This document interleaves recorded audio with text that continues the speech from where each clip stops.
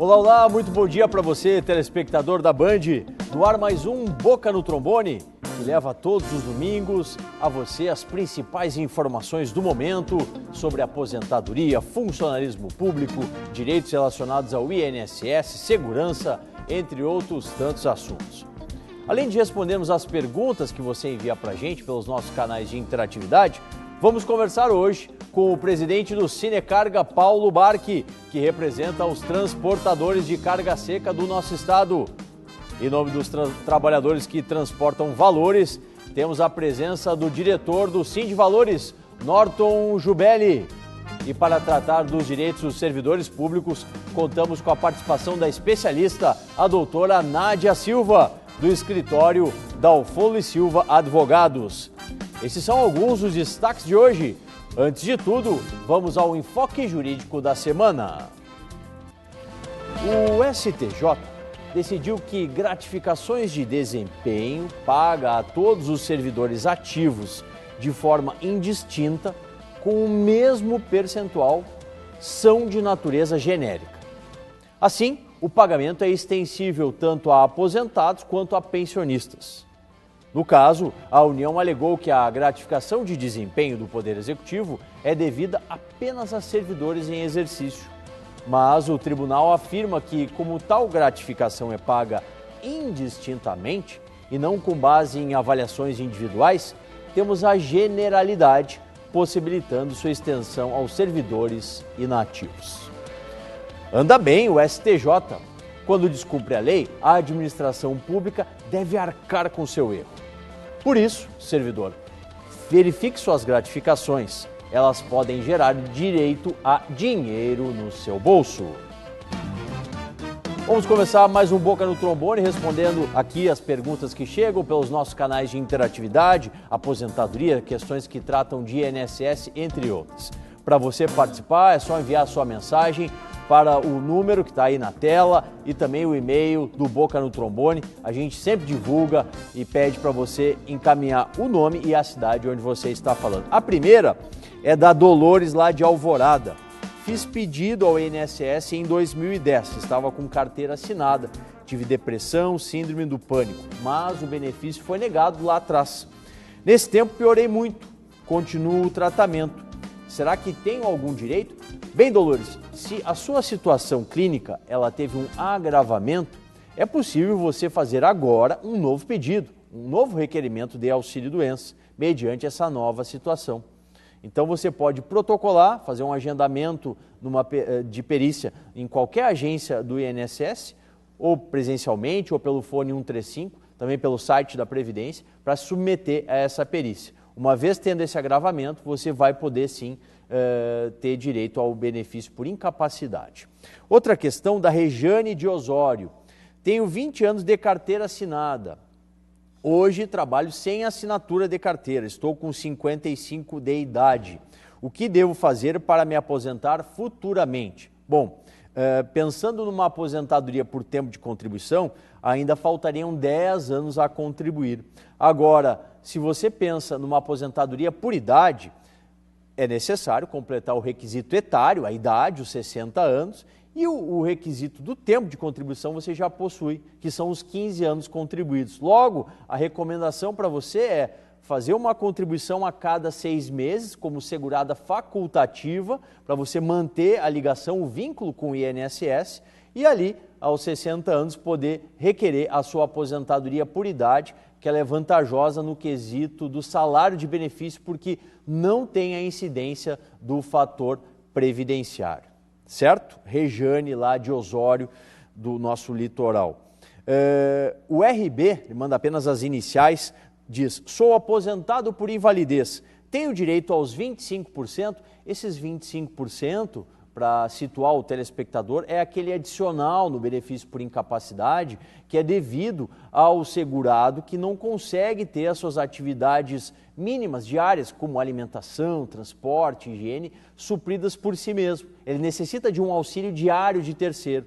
Então, se a sua situação, RB, for essa, através de uma avaliação clínica, uma avaliação médica, pegue esse laudo, documente o seu pedido e faça esse requerimento através de um agendamento de uma nova perícia no INSS, para aí sim ter direito a esse acréscimo de 20%, 25%, melhor dizendo, no valor do seu salário de benefício, é o adicional da grande invalidez. Tá certo? Continue encaminhando as suas questões pelos nossos canais de interatividade, sempre colocando, como eu já disse, o nome e a cidade onde você está falando. Bom, os últimos números têm demonstrado o seguinte, que o aumento na venda de veículos, em especial de caminhões, lá no mês de junho, teve um patamar aí de 13%. Também está sendo ventilado aí por vários órgãos que há uma possibilidade de aumento no setor automobilístico, de aquecer o setor, com alguns tratados que foram recentemente assinados, né, com a Argentina, com a Colômbia, em nível de Mercosul. Eu pergunto ao presidente Paulo Barque, do Sinecarga, realmente são medidas que podem fazer a diferença? Podem ser suficientes para aquecer o mercado e trazer um reflexo importante para os transportadores de carga seca? Obrigado por estar com a gente, um bom dia. Bom dia, doutor Paulo André, bom dia aos companheiros de bancada, bom dia em especial aos nossos queridos amigos e telespectadores do nosso Boca no Trombone. Pois, doutor Paulo André, eu vejo com bons olhos sempre qualquer tipo de iniciativa que se faça à venda. Aqui no nosso país, a gente sabe sempre, foi sempre calcado a economia em cima da indústria automobilística. Então, esse é um dos quesitos de fábricas que dá a melhor resposta, ou uma resposta mais rápida de venda e até de geração de emprego, assim como a construção civil.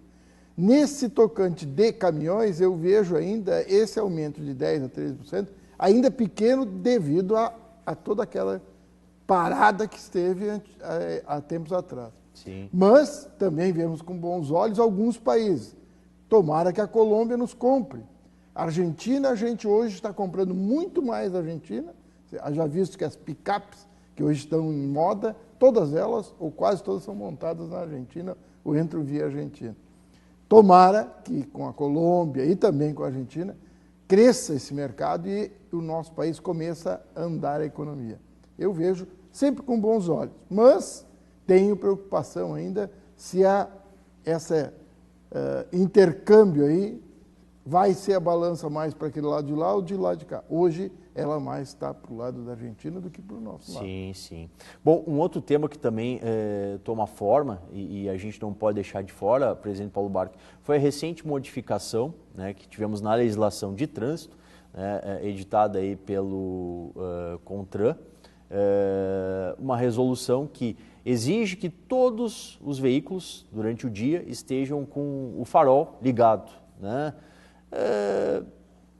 Isso aí, de parte assim, do poder público, seria o máximo a ser feito? Ou, na verdade, botar uma lupa lá nas estradas, tentar melhorar as condições aí para o trânsito? Essa sim seria uma medida mais eficiente? Com certeza, doutor Paulo André e nossos queridos ouvintes e telespectadores. Existe uma pesquisa que foi baseada nessa decisão, nossa resolução, melhor, do CONTRAN, que avisaria melhor a todos os outros que estão ao lado do meu carro, dependendo da cor do meu veículo, o farol ligado chamaria atenção. Eu tenho minhas dúvidas que essa pesquisa é tão efetiva para cessar acidentes de trânsito ou diminuir acidentes de trânsito. Acho muito pouco.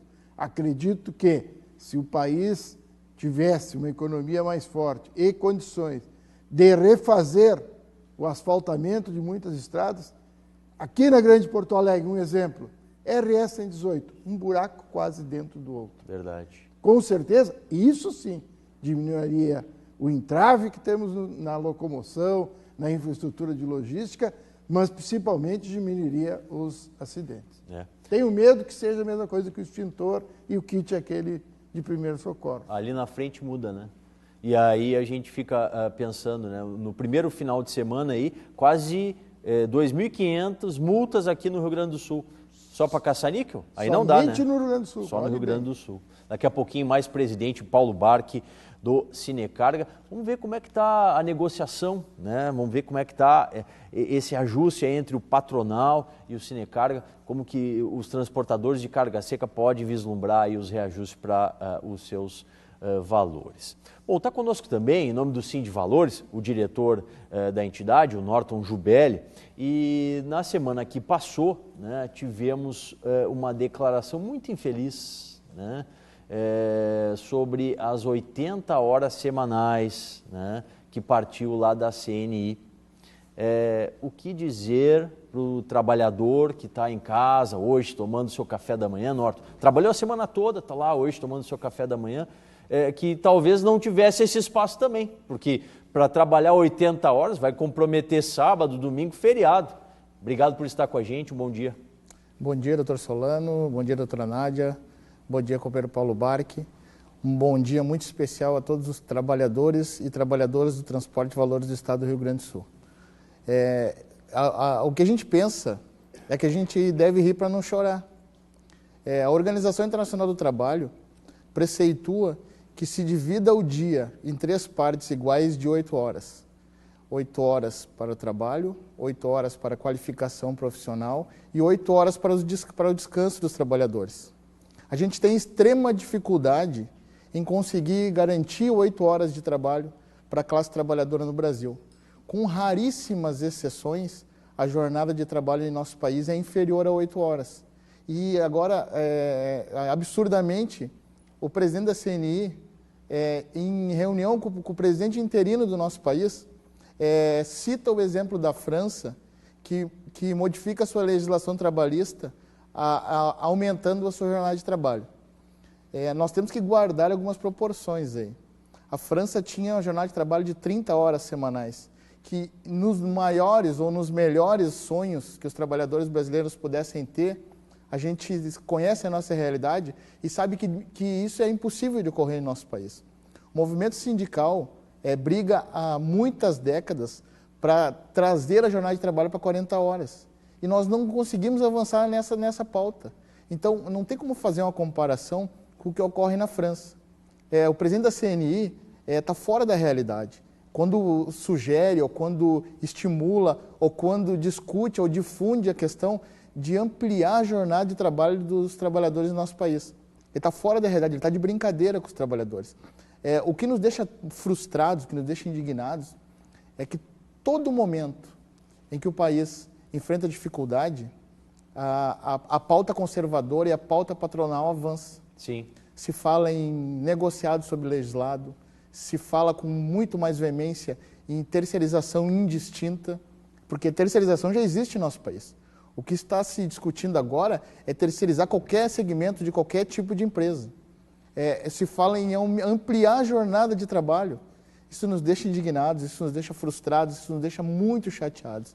Mas, só para lembrar o presidente da CNI, nós não vamos voltar a ter escravidão no nosso país.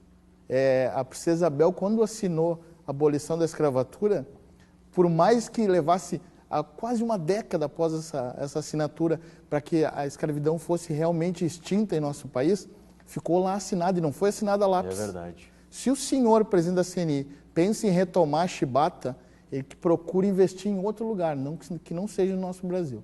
Eu queria a opinião do Norton também, no próximo bloco, sobre algumas modificações aí no que toca benefícios por incapacidade, né? Vamos ver como é que a UGT está pensando essas modificações, que, olha, em alguns momentos pode vir até também a restringir direitos dos segurados.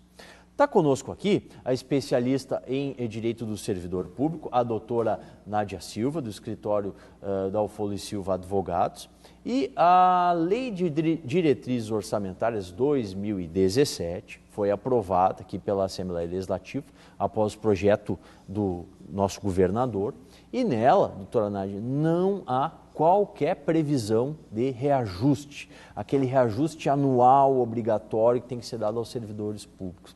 Primeiramente, queria que a senhora passasse ao telespectador da Bandeirantes, do Boca no Trombone, o conceito, né, do que é essa revisão, por que ela é assim determinada pela Constituição, e em cima disso a gente mostrar para o servidor quais são os possíveis direitos que eles têm. Obrigado por estar com a gente na manhã desse domingo, um bom dia. Bom dia, Solano, bom dia a todos os colegas aqui presentes, bom dia aos telespectadores. Revisão geral anual, ela é prevista no artigo 37 da Constituição, e nada mais é do que a reposição das perdas inflacionárias. Ou seja, o salário do servidor vai perdendo o poder de compra e essa revisão vem para garantir isso aí. Sim. Muito se discute a revisão geral anual com a Lei de Responsabilidade Fiscal. Só que a Lei de Responsabilidade Fiscal exclui a revisão geral anual do limite de gasto do governo, né? Ou seja, ela pode ser feita, ela pode ser aplicada porque ela está fora dessa conta. Ela deve ser feita, né?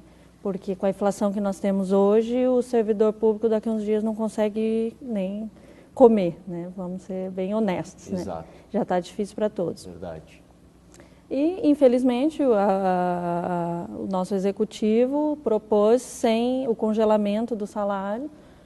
O único percentual que tem é sobre promoções e avanços, se eu não me engano, 3%, mas isso também é ínfimo, a inflação que nós temos é muito mais alta do que isso, né? E o servidor ficou com o salário congelado para o ano de 2017. E essa administração que está, não é, doutora Nádia, já não é o primeiro ano que não faz essa revisão de forma adequada, como prevê a Constituição Federal e Estadual. Sim, não é a primeira vez, já vem com perdas salariais de vários anos atrás, né? Certo. Já vem acumulando isso aí. E nesse sentido, o Poder Judiciário, como que tem se posicionado? Ele, no momento que o servidor questiona isso, ele dá guarida aos pedidos? Várias decisões, servidores já entraram com ações indenizatórias sobre esse tema e infelizmente sem sucesso. Porém, tem uma ação, um recurso extraordinário no STF, Sim. que esse nos chamou a atenção, porque foi reconhecido nele a repercussão geral. Opa! Né? Onde o STF entende pelo fato ter relevância política, social e econômica, eles deram uma paradinha para analisar melhor essa questão, né? E acaba que está parado desde 2007, mas Sim, isso é um alento para os servidores, porque em sendo positivo, todos terão direito, poderão entrar com ações e terão direito. Claro. Próximo bloco, vou pedir para a doutora Nádia exemplificar, trazer um exemplo, né, do que implica isso financeiramente para você, servidor público que está aí nos assistindo na manhã desse domingo. Olha, pequeno intervalo, já a gente volta respondendo mais questões, mais dúvidas encaminhadas aí pela nossa audiência, além de um bate-papo aqui com o Cinecarga, da Alfolo e Silva Advogados e o Sind Valores no Boca, ano 27. Muito mais interatividade para você.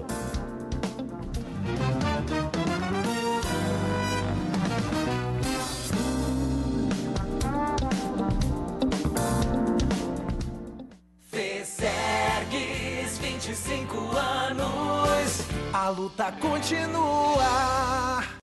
Fesergues, 25 anos, a luta continua.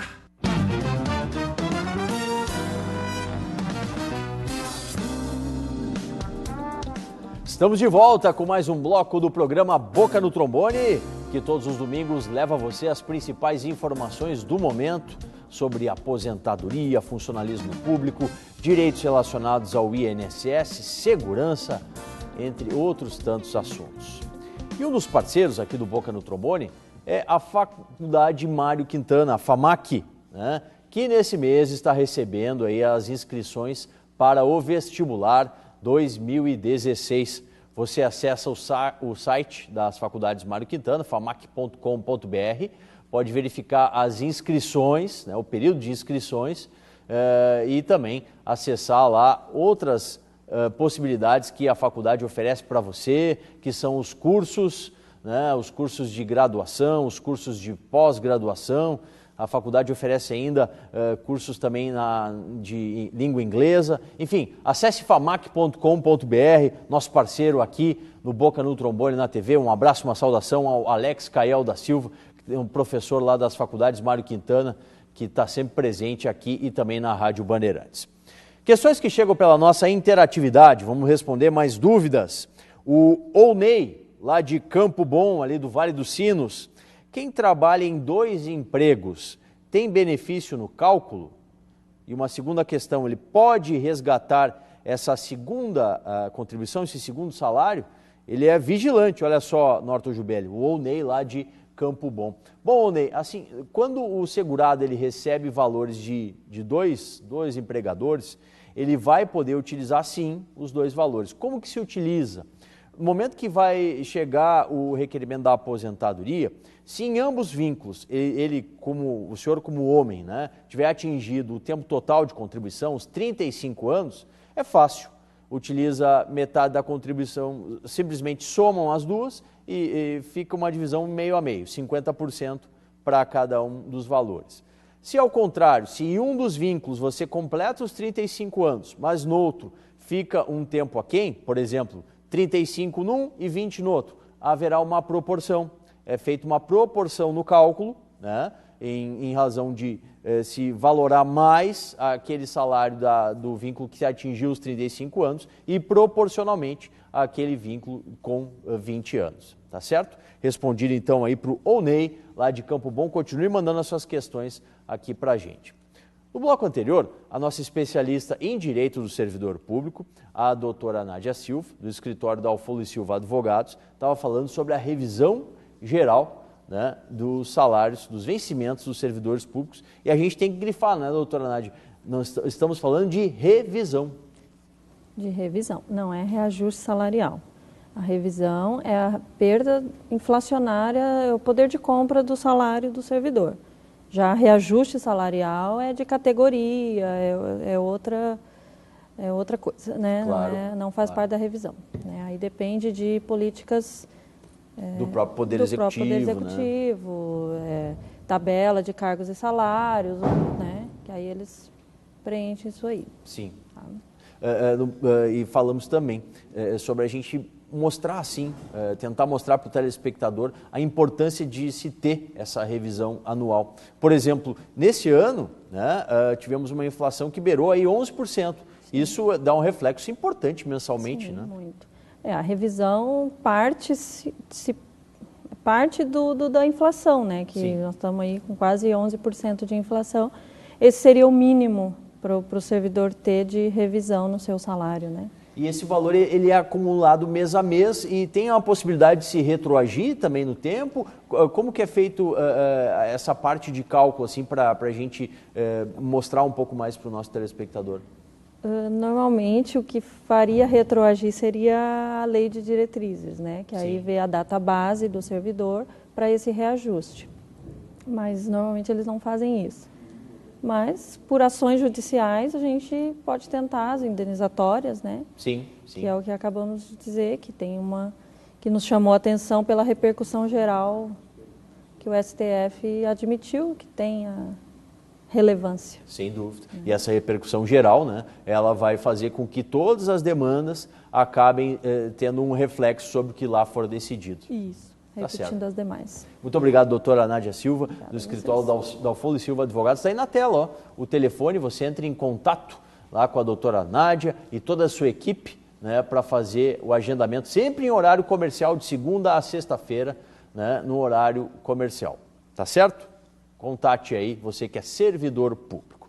Bom, no bloco anterior, falando com o Norton Jubelli, deixei para ele avaliar, né, como que a UGT, a União Geral dos Trabalhadores, e também o Sindvalores, está verificando, está analisando essas restrições aos direitos aí dos segurados que recebem benefícios por incapacidade, questão da aposentadoria por invalidez, auxílio-doença. Aqueles que recebem há mais de 2 anos vão passar por uma revisão.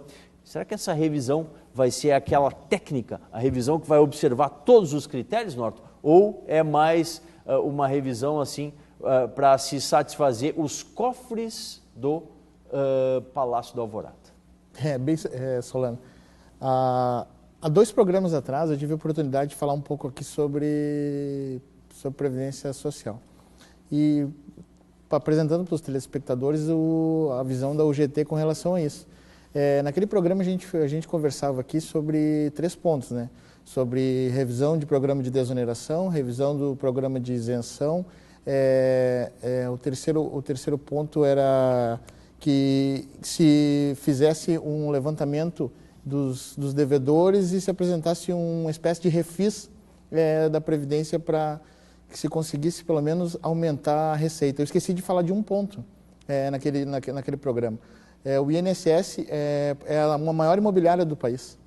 O INSS tem prédios, tem salas comerciais, tem casas, tem terrenos espalhados por todos os cantos do país. Do norte ao sul do Brasil, se for feito um levantamento, o INSS é uma das maiores imobiliárias do país, porque recebe como pagamento de dívidas com a própria Previdência esses bens, esses imóveis. Então, outro ponto que poderia ser utilizado para incrementar as receitas do INSS era a venda ou a alocação desse espaço por valores de mercado. Sim. Então, esse é mais um ponto. Vivenciamos no ano passado uma greve dos médicos peritos. E ali ficou claro que o governo não tinha interesse em resolver o problema da greve, porque com os peritos trabalhando, automaticamente aumentaria o número de benefícios porque as perícias médicas seriam feitas. Claro. O que nos surpreende agora é que esse mesmo Ministério da Previdência apresenta agora horas extras para peritos, sem nomear os que foram aprovados em concurso, e propõe que seja feito revisões nas aposentadorias por invalidez e nos benefícios de auxílio-doença, fazendo com que esses peritos avaliem realmente se os usuários do benefício são realmente incapazes para o trabalho. Sinceramente, tenho certeza que é somente para aumentar o caixa da Previdência. Isso não pode haver, né? Muito obrigado, Norton Jubelli, falou conosco em nome do Sind Valores.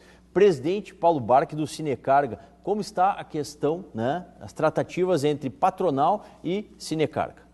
Muito bom, doutor Paulo André, pois a data base dos rodoviários da carga é maio. Nós estamos já no final de julho. O que acontece hoje? Ainda temos uma proposta irrelevante, uma proposta que não cumpre 50% do repasse da inflação. Por isso, e aqui aproveito esse espaço, doutor Paulo André, para dizer a todos os nossos trabalhadores da carga e associados do Sinecarga que, por este motivo, ainda essa presidência não fechou a convenção coletiva. Esta semana que entra agora, é decisiva. Ou melhor, a proposta, nós vamos suscitar o dissídio e debater com a categoria paralisações, seja ela coletiva ou seja de empresa por empresa. Fique atento. Tá certo. Obrigado, presidente Paulo Barque. Estaremos atentos aí às próximas movimentações.